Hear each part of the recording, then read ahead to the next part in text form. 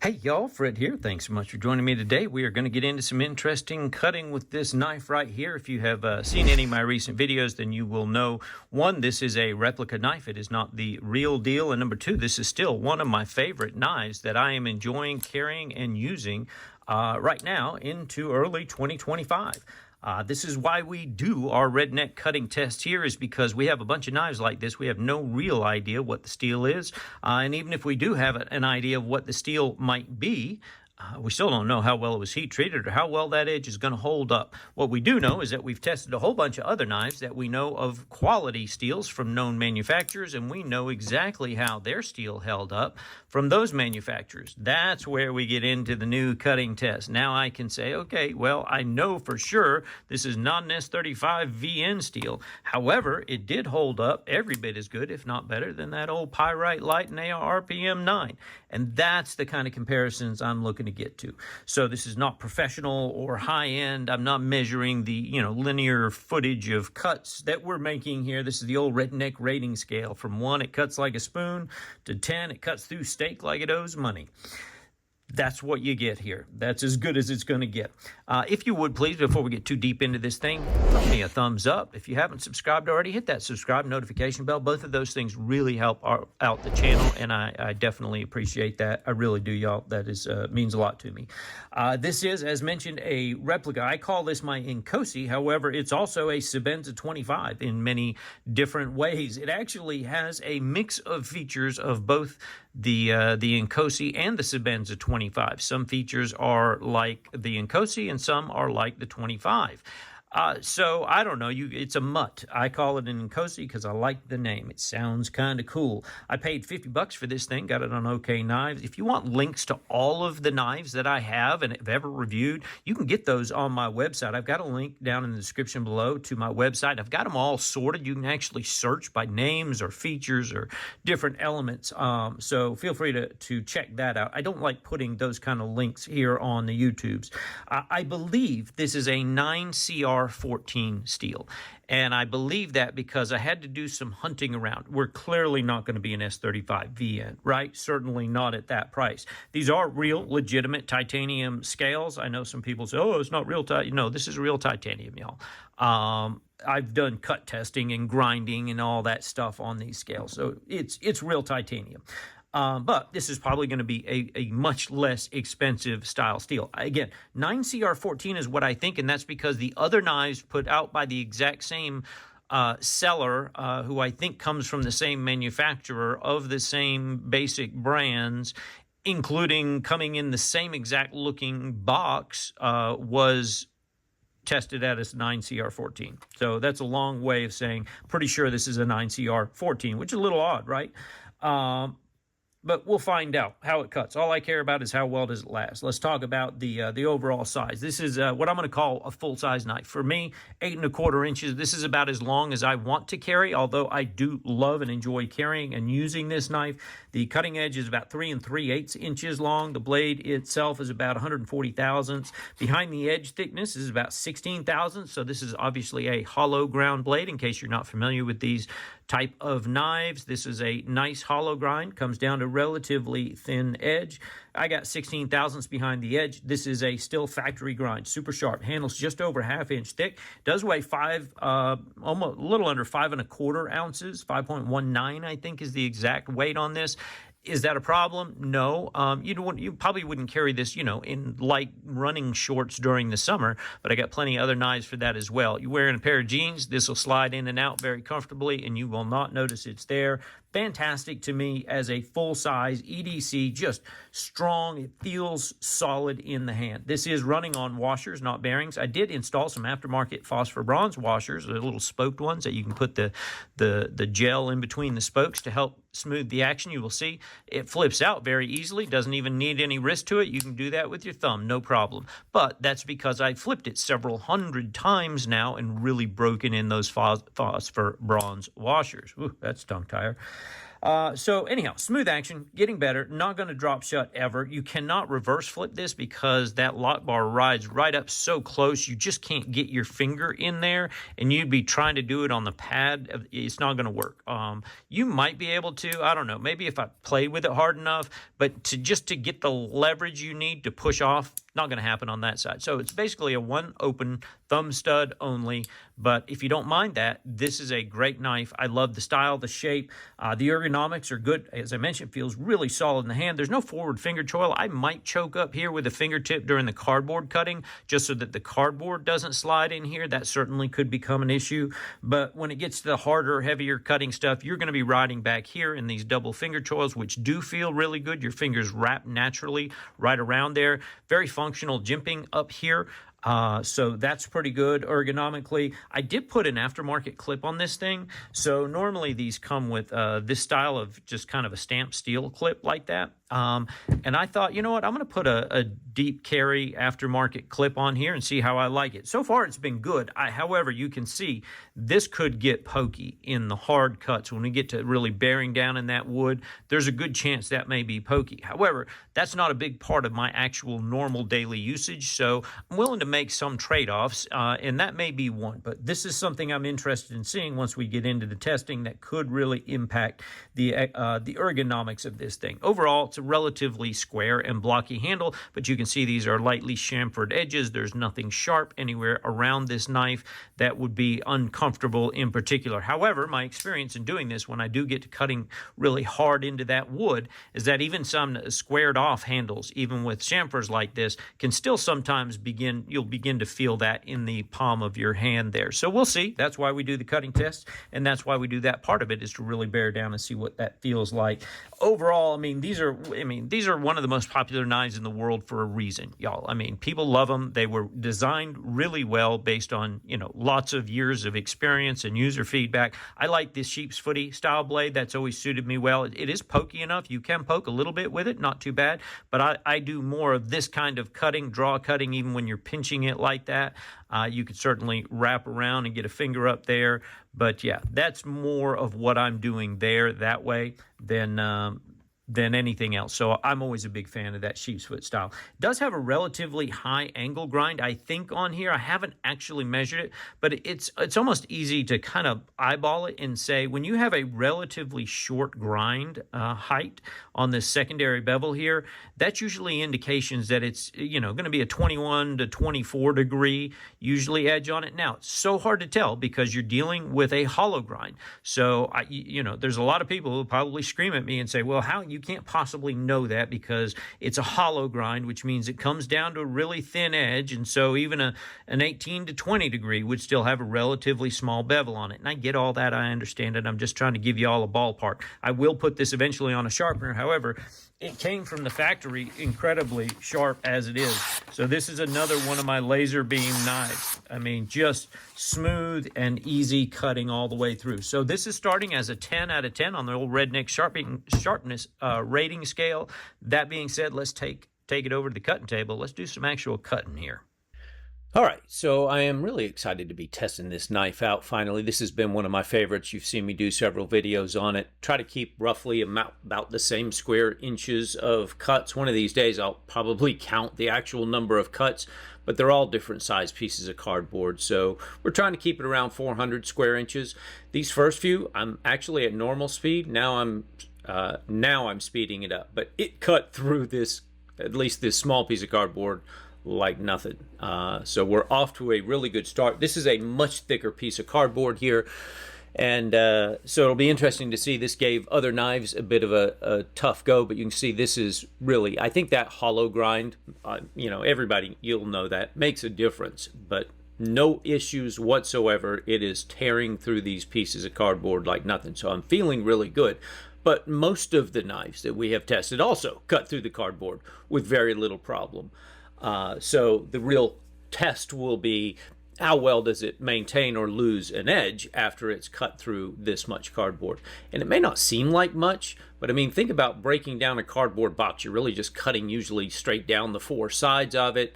then you're really separating it. Maybe at the bottom a little bit, there's tape holding it together. So unless you're really chopping your boxes down into tiny pieces, this is actually representing several big boxes worth of teardowns, I think. So let's take a look and see how the edge actually held up. Going to feel it a little bit, see how it feels. Doesn't feel like it have any snags. And look at that. It just hot knife through butter. This is pretty shocking to me. This is one of the first knives that really didn't have any hang-ups at all on that first, after the first test there. I got to give it a 9. There's no hang-ups. There's nothing. All right, let's try it on the rubber hose here. As always, reinforced. What I'm looking for is, can I push cut this thing just right straight down through it without having to do any sawing? Nice clean cut there. That's what I was trying to show you at the end. So let's chop up a little bit on the edges. And just really seeing how well it pops through. Even hard rubber, you could imagine that would do the same more or less with a plastic cable tie of any sort. No issues there. Let's see if the rubber hose did anything in terms of edge damage. And look at that. It is straight through, nice and slow and easy. That was me coming out of the cut there. I just pulled the blade out of the tip. I'm trying to cut it all the way clean through the tip just to make sure there's nothing even out at the edge of the tip. And again, we're at the same position here. Nothing on this blade, and it is still cutting cleanly all the way through the paper. So let's put it up against the sisal rope. This is usually my edge killer that makes a difference. I'm trying to pop through this rope as good as I can without having to do any sawing. And you can see on several of those cuts, and then you'll start to see I'm trying to figure out the best way to hold it. That belly has just enough that it does pop nice and cleanly through this rope. So one of the better performers. It doesn't have a big round belly, which usually makes it a little easier. But let's see what it did to the edge here. Nothing. This is where I'm in shock, is how is this knife not affected at all after all 3 of those tests? I mean, all the way out to the edge. It's still cutting as easy and smoothly. I mean, I would give some knives a 10 on that, but I know it's not maybe just as clean of a cut like laser beam. Most people would consider this knife shaving sharp still. I probably should have tried that to see if it's still shaving sharp, because it feels like it. All right, this is more ergonomics than cutting. I am looking to see how well does this blade bite into the wood, as well as my handle, as well as my hand with the handle, now obviously in hammer grip. So I'm really trying to feel ergonomics as well as how well it bites into that wood. I am feeling that square edge, as I do with almost all knives that have kind of a squarish handle. You do feel that a little bit when you're really pushing hard into the wood. The clip, however, is not really that bad at all. It was surprisingly, I was expecting that to, as much as it sticks up, to really feel it. So I'm gonna try it some more. I'm like, man, I really don't feel the clip at all, but I do feel that handle at the top a little bit. So I still got to give it really high marks in terms of ergonomics, because you know, you can only expect so much out of a knife that is shaped like that. The clip was fine, but let's see again the edge. Look at this, it's just tearing through the paper. I can't believe that it's actually doing that on the paper. So I got to give this thing a 9. This is the only knife we have tested so far that has actually maintained 9s after the entire test. No knife has done this yet, even in well-known, much better quality steels. So I'm stropping it just because that's kind of what I do at the end of these tests. But like, I mean, this knife doesn't even really need it that much. So I'm like, okay, do that. Yeah, well, I mean, it was already sharp, so what do you expect? It is still razor sharp. So, fantastic. I mean, of course it dropped back to a 10 because it was only a 9, so we didn't have very far to go. That's a pretty easy gimme. All right, I don't know what to do about this knife, because this is the one that we don't really know for sure what the steel is. We know it's a replica, so it's probably not supposed to be a very good steel, but this thing just rocked every test that we had better than any other knife. So let's take a look at the data here and see what we ended up with. So this is why we do these tests. I apologize. I know this is probably next to impossible to read, certainly on a phone, maybe even unless you're watching it on a TV or a computer, that you can actually even read this. I will go through some of the comparisons here in just a minute. Let me just run down the test results for this knife. So we think this is a 9CR14, and I know that's a weird thing. It's neither a 10CR15 COMOV, which is the Chinese version of VG10. It's not a 9CR18, it's not an 8CR13, but there are other knives that came from where I think this knife came from. It had exactly the same box, the same contents inside, the same everything, and that was listed as a 9CR14. I did get this knife from OK Knives, so I hate, you know, giving them props, but I continue to experience that the knives I've gotten from them have been among the better quality replicas that I have ever gotten. So this is another example of that. This is not in any way meant to be an ad for them at all. I don't have an affiliate relationship. I actually have some affiliate links. If you buy it, I think I get credit on their site, but that's not why I'm recommending this. I'm trying to give you guys my honest scoop. So I think it's a 9CR14, which is, I don't know what kind of steel. It doesn't compare to anything directly. We don't know what the hardness is on this thing, and we just don't have many details beyond that. I did not sharpen this. It came with that factory edge on it. Started at a 10. We cut 412 square inches, which is right in line with pretty much all the other cut tests that we've done. After that test, after the cardboard, we were at a 9. Now, the OK223 was at an 8 or 9, and that was probably the second highest there on the board.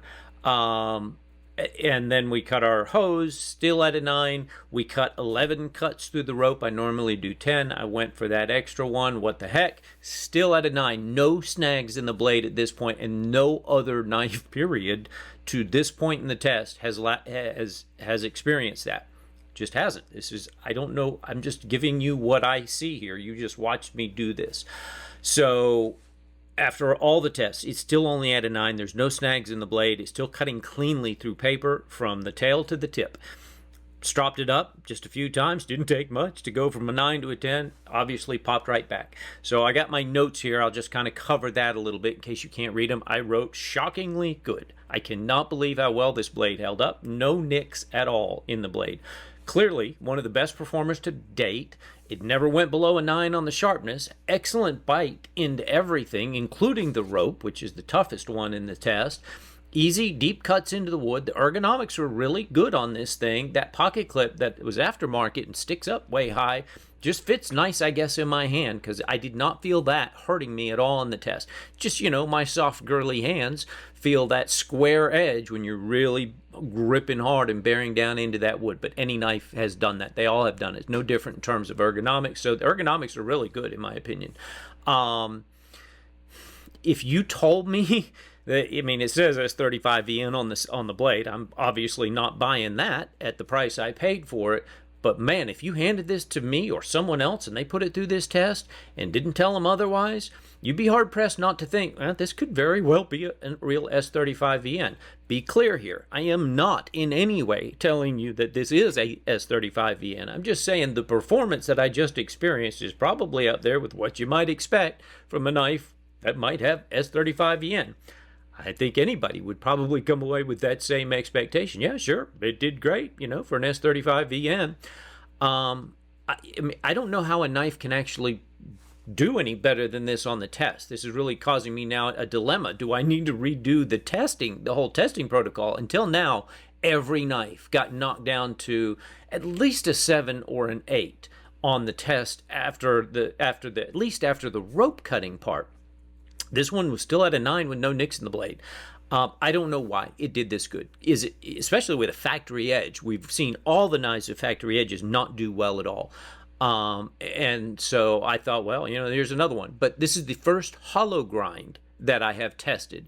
So did that have a factor in it? Did I just get lucky and have one that was heat treated pretty well and had a really decent factory edge put on it?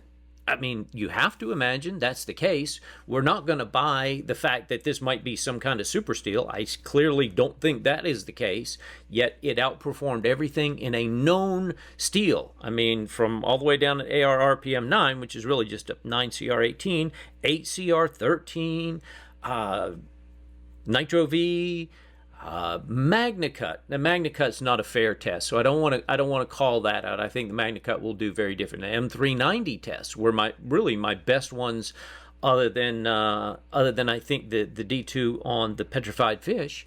So let me bring up a list here of all the knives that we've tested. You can see them bigger on the screen. You can see the Civivi Vision, Nitro V. We've done the 14C28N, K110. That was the beluga, the petrified fish. AR RPM9, D2 was very disappointing. Again, maybe just a bad factory grind edge. We need to regrind it and do it again. The best one, really, almost until a week ago, was the 8CR13 from Spyderco on the Tenacious. The Sencut 9CR18 did okay, better than a lot of others. The Ontario Rat in MagnaCut just didn't do well, but we knew that blade was going to be goofy going in because they only had like a 200 grit edge on that thing. I don't know why, so we're going to redo that. Both of the OK81 and 223s, which are supposedly M390s, actually performed like you would expect probably from an M390. I'm giving those an 8 or a 9 overall. So these scores on the right are my overall ratings. And I had to go back and really revise these ratings after doing more and more tests. I'm trying to be legitimate from a 1 to a 10. Like, I don't want all of my tests to end up in a 5 to a 9 range, right? Because I don't want to give any knife lower than a 5 score. I'm trying to be honest here. And if it performed like a 2, which, you know, compared to all the other knives we've tested, I'm going to call it a 2, and that's what I did for the Sencut Serene in D2. I think that knife should do way better than that on the test. It just didn't on the test I gave it. So I can only look at this in comparison to the other knives, but this is exactly why we do these tests. It's because now we're going to start getting into some interesting knives where we have no real idea and no way to prove what kind of steel we're dealing with. And here you go. Here's the first one that right out of the gate with a factory edge hollow grind on a really unknown steel of a replica knife blew away all the other competition so far. I don't have any good explanations for that. I will let you draw your own conclusions from that. I am not trying to tell you this is a great knife. I'm not even saying you should buy one of these knives. I don't care if you buy one or not. Not going to do anything for me. I'm just telling you, I got one because I like the style and the design and that little sheep's footy style blade, and I thought, you know, I'm going to try it out. And here we go. Now that we're getting into some cut testing, it just killed it. I don't know what to do. I don't know what to say. I don't know what to tell you on that, other than it is what it is. So thanks so much. I appreciate y'all. If you're not already subscribed, hit that subscribe and notification bell below. That definitely helps me, and I appreciate that. Otherwise, throw me a thumbs up. Give me a thumbs down if you want to see me do something different in these tests. I'm always open to that. Otherwise, I appreciate y'all's time today, and we'll see you on the next one. Y'all have a great day.